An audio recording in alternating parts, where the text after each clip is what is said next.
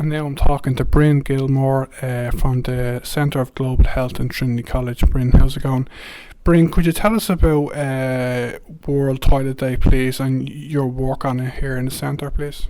Perfect. Yes. Well, World Toilet Day is held every year on November 19th, and it's a global day where people try and get together and raise awareness on toilet and toilet-related issues that affect a large portion of the world. So actually worldwide, over 2.5 billion people don't have access to a toilet. In Nigeria, for instance, 7 out of 10 women, so 70% of women don't have access to a toilet. So it's really about trying to get together and raise awareness on toilet issues and recognizing that a toilet stands for much more.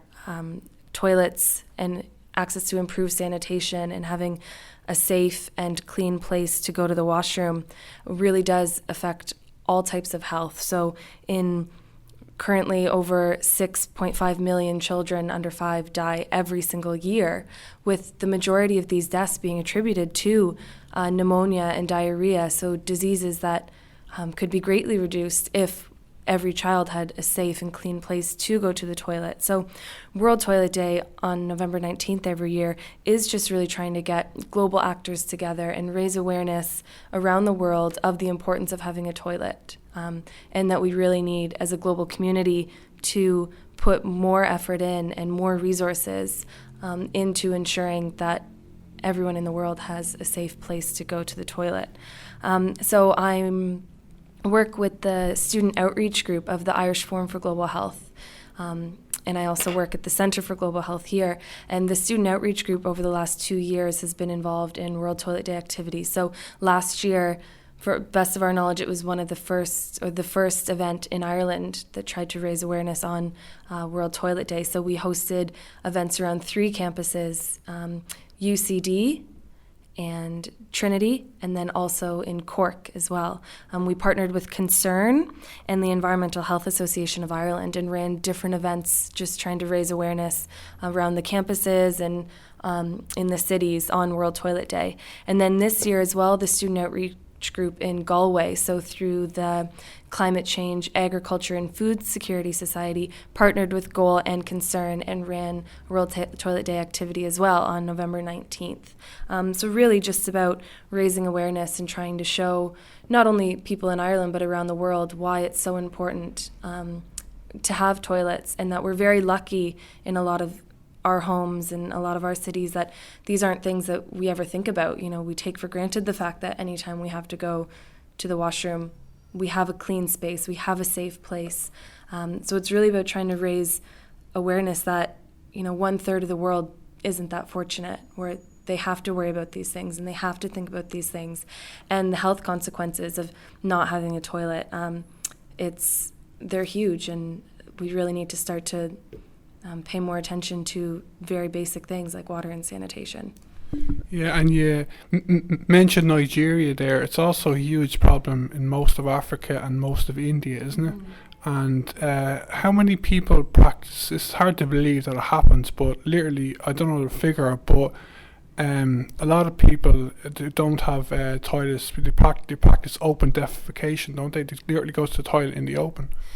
Yeah, well, they have to go somewhere, and when you don't have a toilet, or if you have a toilet but you haven't been able to clean it, or there were floodings, or it's no longer safe, toilets need to be maintained, just like we have to check our sewage tanks here in Ireland.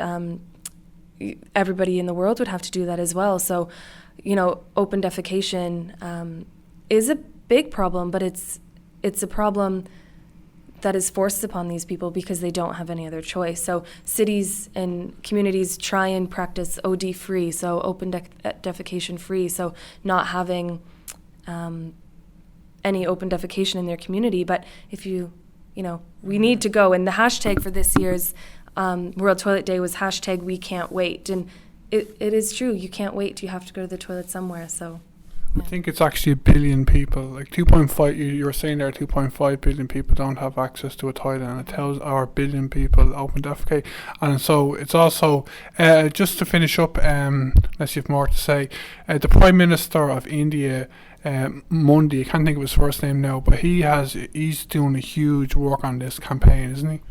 Yeah, I think a lot of countries are doing a lot of work, especially countries with large populations like India, recognizing that it is a basic human right first and foremost, but also it's one of the most cost-efficient and effective ways to keep your societies healthy. But again, everybody's also only constrained by as much resources that they have. And sometimes our priorities aren't necessarily aligned the way that they should be.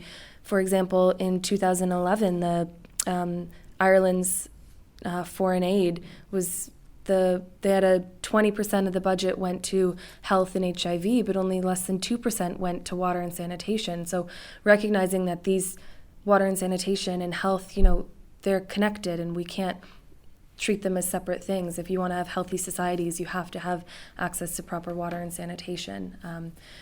And I think a lot of countries are exactly doing what India is doing and trying their very best. But when you have lack of resources and lack of space, it really inhibits that. And if people in Ireland want to find out more about this whole issue, were there any resources you'd recommend, like to contact yourselves or anywhere else? Yeah, you're very welcome to contact the Irish Forum for Global Health, or the Student Outreach Group at the Irish Forum for Global Health. And then just more general, there's a charity called Water Aid that works a lot on with World Toilet Day and for water and sanitation purposes. There's also the World Toilet Day website runs all throughout the year, so it's just Google World Toilet Day. And then the UN and the WHO puts out a lot of reports on sanitation and hygiene, so searches like that. But within Ireland, a lot of NGOs are working, and the Irish Forum for Global Health, our website, has some materials that can connect you on further if you wanted to look more specifically within Ireland as well. Okay, Brynne, thanks very much. Right. Yeah, thank you very much for having me.